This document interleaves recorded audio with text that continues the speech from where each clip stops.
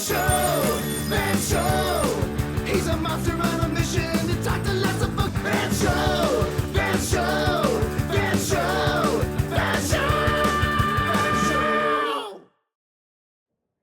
Hey everybody, it's the Van Show! Yay! Welcome! Today, we have a very special guest. We have Fleur Bradley. Say hello, Fleur. Hello, everybody. How are Hey, you? Welcome to the show. Thanks so much for coming on. Thank you. It's Yeah. awesome to be here. Well, now, we are really excited to have you here. Fernie would not stop talking about you coming on the show today. Oh, Is that right, Fernie? That's right. Fernie said he even wrote you fern mail. He was so excited. I love puns, so that makes me very happy. Oh, good. Yes. Because otherwise this would be a very long and painful Yeah, it would be interview very long if and you don't boring like interview. puns. Nobody wants that, so yeah. So Fleur, tell us where you're from. I am from the Netherlands, so that's a small country kind of to the left of Germany and to the right of England. Now, what's something you love about the Netherlands? Gosh, I love that people bike everywhere. I kind of miss that. I try to bike places now, but it's a lot harder here in the United States, and in the Netherlands, that's a lot easier. Everybody bikes everywhere, so that's wonderful. You live in the States now. Yeah, I know. Yes. What part?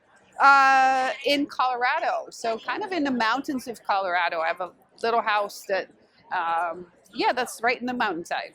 Yeah, I imagine riding your bike in the mountains might be a little difficult. Yeah, it's a lot of uphill, and I don't really like to do that. So, no biking in the mountains. So we brought you on the show because we want to learn about you, but specifically, we want to learn about your art because you are an artist. Yes, I am. Yes. Yeah. And we want to learn how did you become an artist? How did you become a professional artist? At what point in your life were you like, you know what? I think I want to do this. I think I want to start writing. And not only that, but I want to do it for a living. You know, I did not grow up wanting to be a writer like a lot of authors I know. I did love to read as a kid, but I kind of gave up on reading as a teenager and as a young adult. So, which is really hard to believe now because I love to read now. But I didn't for a long time, got a little bored with it, and I didn't have the spark anymore. And then I read a mystery by this lady named Sue Grafton. She writes detective books, or she used to. She's no longer with us, but great author, and I loved those mysteries. So I thought I could maybe write that, and then that little spark kind of came to life, and I wrote short stories for a very long time. And then I decided I wanted to write books for kids. So that's kind of like it in a nutshell. And the spark really came from being a reader. So I still consider myself a big reader and a reader first. Yeah, before an author. I like to decide my own reading, which is nice now being an adult. And I love to read now, and I get to meet authors at conventions and events. So that's really a kind of a fun part to it, where I get to talk to other authors and what they're working on, or illustrators. So very exciting job indeed. Yeah, well, it's a pretty cool community to be part of. It is indeed, yeah. Now, you write mostly mysteries, right? Yes. Can you tell us, what is it about mysteries in particular that really draws you in? You know, I love to read a book, and it's kind of like a puzzle, right? All the clues are there, and I love to gather the clues and see if I can figure out the mystery before the end of the book, and then I feel super smart. Sometimes I can figure it out in the beginning because I'm an author now, so I kind of know how mysteries work behind the scenes.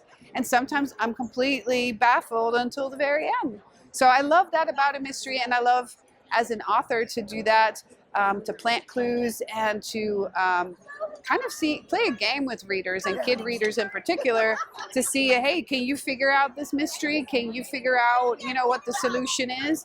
And I love that about writing mysteries.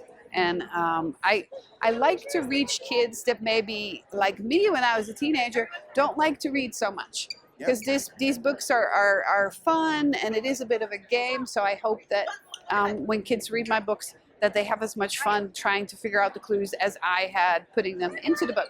Yeah, absolutely. You know, one of my favorite books growing up when I was in elementary school was the Encyclopedia Brown series.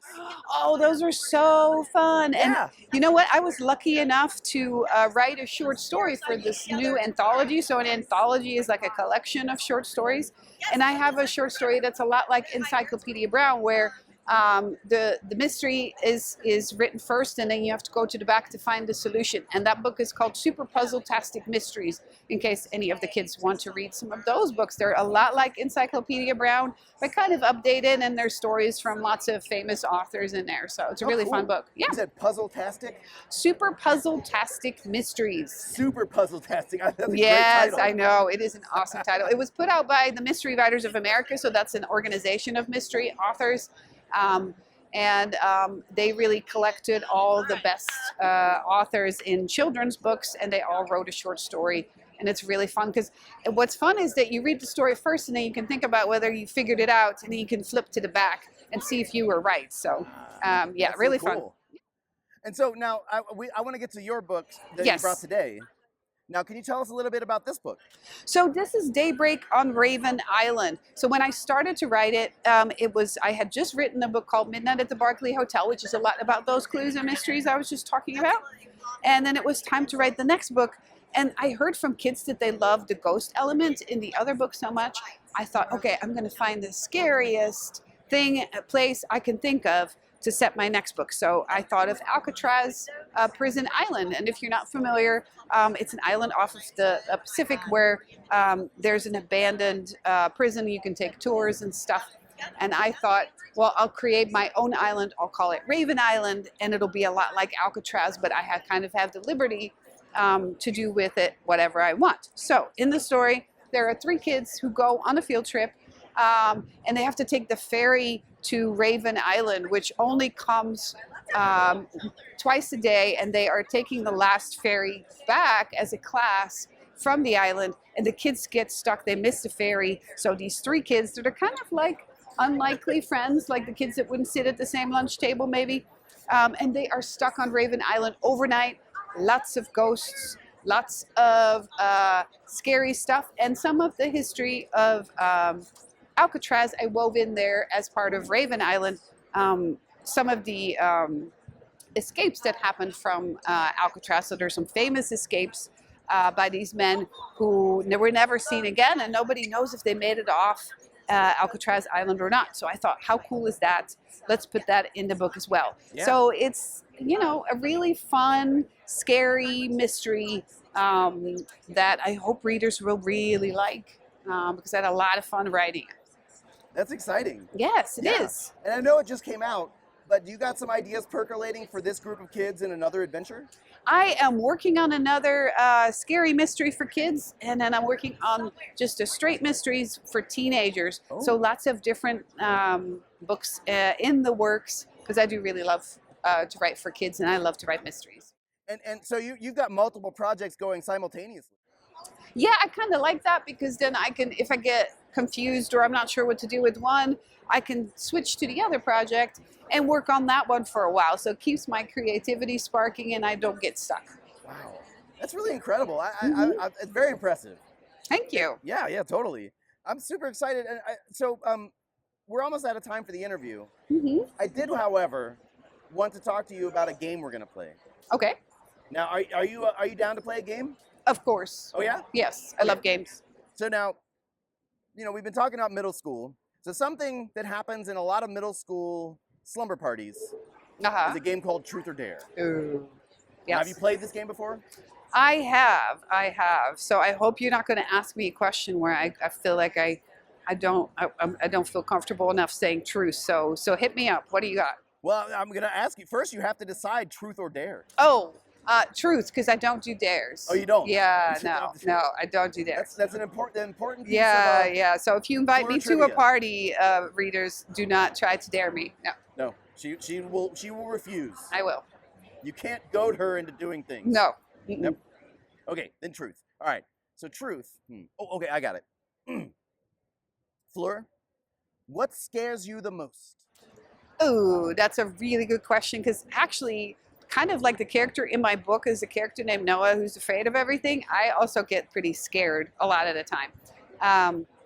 And I am afraid of enclosed spaces, where you feel like you can't breathe, or being underwater. Like I could never go scuba diving or anything because I just get too scared that I can't breathe.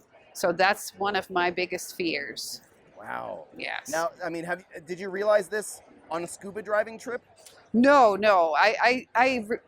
Watched the scuba diving, and I really would love to do that because it looks so cool. I get to see all the sea animals and the coral reefs and stuff like that. So I'd really love to do it.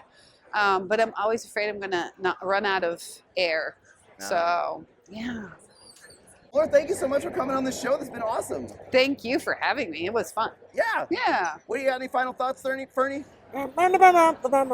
Oh, that's so sweet. It is really nice. Right? Yeah. Mhm. Oh, Yeah. I told you he's your biggest fern. Goodbye. Bye.